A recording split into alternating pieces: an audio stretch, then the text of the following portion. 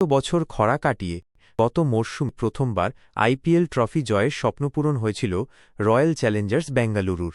প্রথমবার defending champion হিসেবে IPL অভিযান শুরু করতে চলেছে আরসিবি। আইপিএল ২০২৬-এর উদ্বোধনী ম্যাচে এম স্বামী স্টেডিয়ামে সানরাইজার্স হায়দ্রাবাদের মুখোমুখি হবে বিরাট কোহলি রজত পাতিদারদের রয়্যাল চ্যালেঞ্জার্স বেঙ্গালুরু। নতুন মরশুমে শক্তিশালী শুরু করার লক্ষ্য নিয়ে তারা মাঠে নামছে আরসিবি। দলের ভরসা বিরাট কোহলি, ক্রুনাল পান্ডিয়া, রজত পাতিদার, ভুবনেশ্বর কুমার এবং টিম ডেভিডের মতো গুরুত্বপূর্ণ খেলোয়াড়রা, যারা দলকে দ্বিতীয় ট্রফি জেতাতে সাহায্য করতে পারেন। অন্যদিকে সানরাইজার্স হায়দ্রাবাদ কিছুটা দুর্বল বোলিং আক্রমণ নিয়ে এই ম্যাচে নামছে, কারণ প্যাট কামিন্স চোটের জন্য দলে নেই। ঈশান কিষানের নেতৃত্বে দলটি গত মরশুমের ব্যর্থতা ভুলে নতুন করে শুরু করতে চাইবে অরেঞ্জ আর্মি।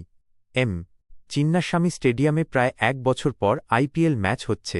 এই মাঠের পিচ সাধারণত ব্যাটারদের পক্ষে থাকে। ছোট বাউন্ডারি এবং ভালো বাউন্সের কারণে ব্যাটাররা সহজেই বড় শট খেলতে পারেন, ফলে এখানে সাধারণত বড় রান ওঠে। বোলারদের জন্য লাইন ও লেংথ ঠিক রাখা খুব গুরুত্বপূর্ণ, কারণ সামান্য ভুলও ব্যাটাররা